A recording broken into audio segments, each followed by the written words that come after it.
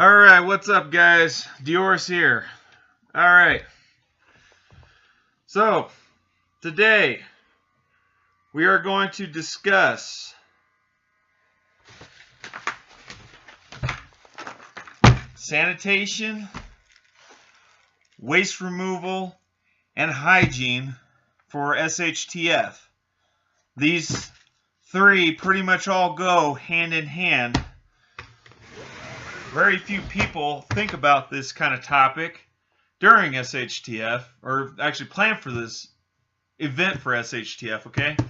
Something that you're going to need to have on hand, okay?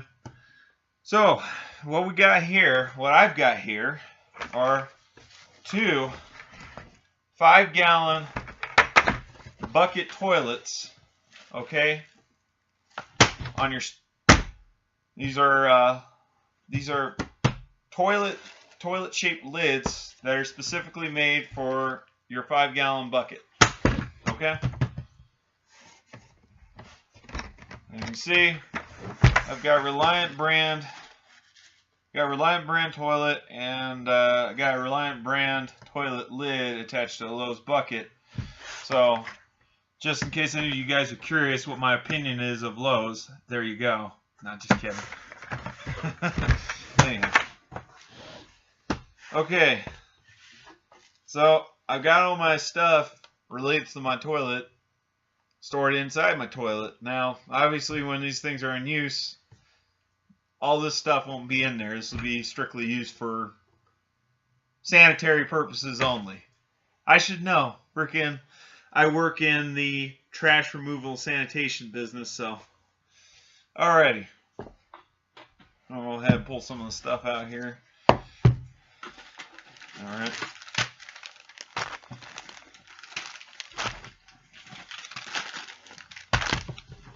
Talk a little bit about my toilet here. Alright. So, like I said, as I've told you, this is a 5-gallon bucket with the toilet lid.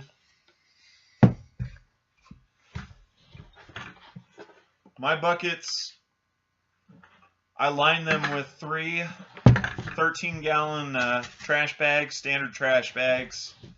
You get them at Walmart, freaking cheap. Don't really need to be real fancy about this. Just might want to, like I said, just want to have this stuff planned in advance. But anyhow, 3 liners. These 2 bottom liners here. These are bungee corded to the like I said, they're bungee corded to the can. So the only liner here that I will be removing, in theory, is this inner liner here. Okay, this inner liner is going to be the liner that will be receiving the payload. Okay, if you will. This, like I said, this liner in theory is supposed to be the one that's supposed to be having the stuff. Now, the other 2 liners that are there for standby if in case there's any leakage, because if my theory is correct about SHTF, we're probably not going to have running water. So cleaning this out is gonna be a pain in the rear end. Okay, so good idea to have a couple liners there and standby just in case this liner for some reason fails. Alright, I'm going to move this out of the way real quick. I'm going to bring up too. This right here is a giant, well not giant, but I mean it's a pretty big bag of sawdust. I've been trying to collect my sawdust as of recent.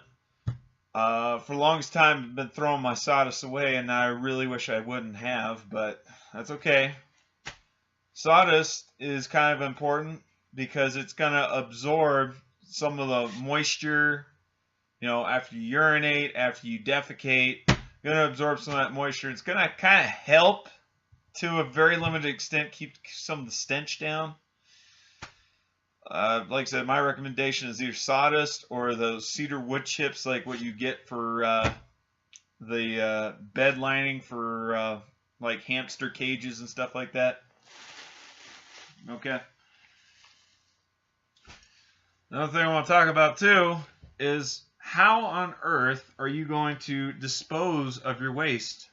Not, like I said, not just your human excrement, and your urine, but also your trash too. Like, what is your plan?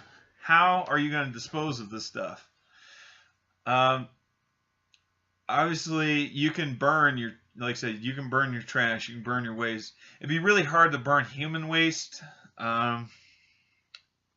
just because of the high moisture content, and that stuff alone on its own is not very flammable.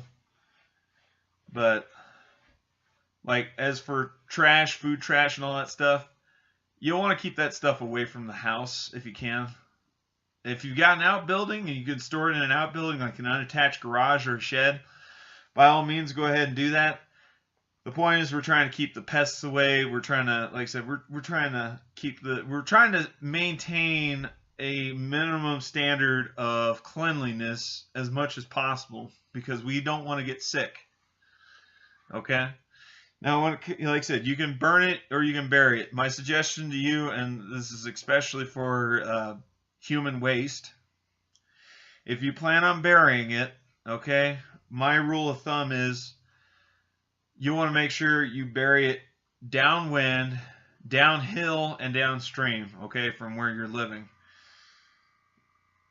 This also goes for the same for if you plan on erecting like an outhouse, which would be probably a very beneficial idea, especially if you're out in the country too, you know, an outhouse. The book Patriots, they brought up a good point that if you've got a compound, or if you got a prepper retreat and you're on a septic system, your septic system could eventually become overwhelmed by the amount of people that are there using it, you know, because you might get people that you weren't expecting, or, you know, like I said, your septic system was originally only designed for like a family of, say, like 5, and now you've got like 20 people living on your retreat. Yeah, you can tell that thing's going to back up real quick. And believe me, back when I was in college, I was, I'd say about 19, 20 years old at that time. My folks' house, my parents' house, our old house in Nebraska, the sewage backed up because one of the pipes got clogged, and it, like I said, it all seeped up through the drains on the floor, and needless to say, it was a mess to clean up. So, bottom line, make sure you plan the stuff out, okay? So, like I said, downwind, downhill, downstream. Downwind, because you don't want that stuff coming back. You don't have to be breathing that stuff in. That stuff is going to reek. It's going to stink. Downhill, just away from where you're normally, you know, like I said, away from your actual residence, okay? Some distance downhill. And also downhill for the purposes of, you know, water collection, okay? It'd also be a good idea to make sure, you know, prior to shit hitting the fan, maybe, like I said, if you're on a well, you might want to see about getting your land surveyed to figure out where the heck your water table's at. The last thing you want to do is build an outhouse or be burying your fecal matter and potentially contaminating your only water source, which is your well water, okay? All right, so toilet paper. If the, you know, like I said, if the SHTF event, grid down event, is longer than, say, a year or two, you're more than likely you're inevitably going to run out of toilet paper. But, you know, try to keep as much of this stuff on hand. I mean, the good thing about toilet paper is this stuff doesn't have an expiration date. It can store indefinitely, so as long as you have it stored in the correct environments. Wipes. Lots and lots of wipes, man. These wipes in particular, these are the Walmart Equate brand wipes. You can get a 5-pack of these at Walmart. I don't remember what the heck I spent on these. I think it was like, probably not even, I think it was like less than $5. That's what I want to say. I think it was less than $5, okay? Obviously, this isn't all the wipes that I have, but like I said, these are the flushable wipes. They do, in my personal opinion, I like these better than I like normal toilet paper. They do a better job at getting some of the hard-to-reach areas. Alright, trash bags. Keep plenty of trash bags around. Obviously, These ones in particular are being used for the liners for my toilets. Okay, you can use them a lot more than just trash. You can also use them for water collection, make an impromptu freaking rain poncho and impromptu shelter. So yeah, keep plenty of these around. All right, now we're gonna get into some of the hygiene related stuff. Okay, give me one moment here, get this stuff unloaded. Because like I said, some of the stuff, it does overlap. It does very much overlap, okay?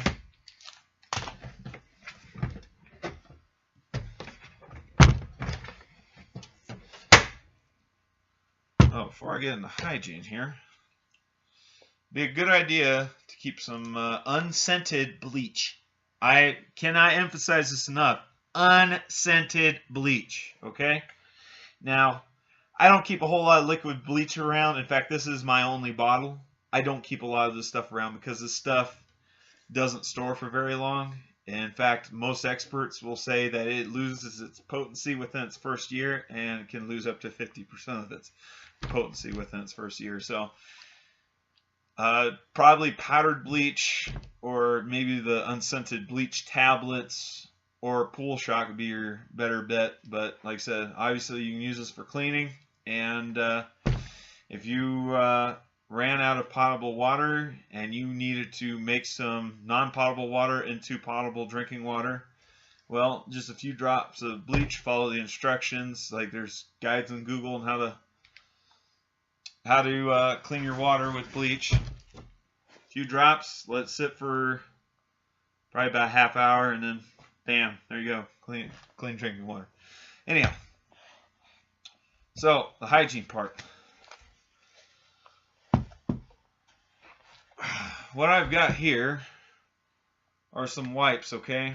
Got the Wet One brands. And of course, you got the Equate Walmart brand wipes, sanitizing wipes. Got the Dollar Tree brand sanitizing wipes. You've got the travel size sanitizing wipes, obviously the Wet Ones, Dollar Tree.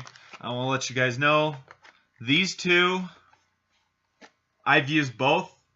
I find that the quality between the two are really almost the same. Like I said, this Dollar Tree stuff is almost on par with the Wet Ones, okay? So I've got both in my storage, so I've not really had too much problems. And yeah, Dollar Tree also makes these little travel size. Like I said, those are the individually wrapped ones. Like I said, these are like the travel size packs. This box right here holds 3 of these. These are 10 pack. These each have 10 wipes in them. I keep these in my lunch pail for when I'm at work because I'm handling trash all the time. The last thing I want to do is try to eat my lunch with dirty hands after handling trash. Okay, like I said, I prefer wipes over hand sanitizer, but at the same time, it's not a bad idea to keep some hand sanitizer on hand. I mean, hand sanitizer is better than nothing. Personally, I'd rather have soap and water, but if I can't have soap and water, I'd rather have those sanitizing hand wipes because I can actually wipe the nastiness off my hands, okay? This stuff, it just kind of smears the nastiness around. You might kill the germs and bacteria, but if you got dirt and crap on your hands, this stuff's not going to remove it. Those wipes will. Okay? And, gloves. Disposable gloves. Now, obviously, these aren't the only ones that I have, but nitrate, vinyl, latex. If you don't have a latex allergy, like I said, stock some disposable gloves. They'll come in handy when you're having to handle a bucket full of this crap. Okay? Good thing to have. Alright? Hand soap. Okay? You may have running water, you might not have running water. Or you might figure out a way to make a gravity-fed running water system. Okay? Good to have some soap anyway. Alright? Alright. hand soap, well, actually bar soap, I should say.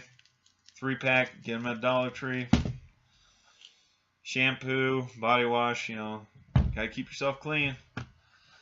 I don't have this with me. I'd have to dig it out of my food storage, but I actually have what they call a portable camp shower, solar shower. Basically, it's a bag. It acts like a giant bladder. You fill it up. I think it holds like 3 gallons of water. You just hang it up outside, either on a tree or from your porch. Hang it in the sun. It heats up during the day from the sun, and you can use it to shower yourself off. Okay, nice little luxury item to have. I do want to keep in mind though, you do not want to drink the water that comes out of that bag. That bag is not meant for holding potable water. Okay, don't be drinking that water. That water is strictly for bathing. And since we're on this topic too, another item I don't have out because I don't want to bring it out, but it kind of goes within the same area, same realm. Have some sort of water filtration system. Best bet is something gravity fed like a Berkey. I have an ElectroPure Pro because it's cheaper than the Berkey and it filters just as much water. Okay. All right. Toothbrushes, toothpaste, dental hygiene. Can't eat without teeth, right? All right. Kind of saw it along the same lines. Dish soap. Clean your pots and pans with. Be a good idea to have disposable dishes for the first few weeks of SHTF. That's what I have. Disposable plates, forks, knives, and silverware, and all that good stuff. When you don't have water to clean dishes, what better way to be able to take care of your dinner needs and not have to worry about dishes, okay?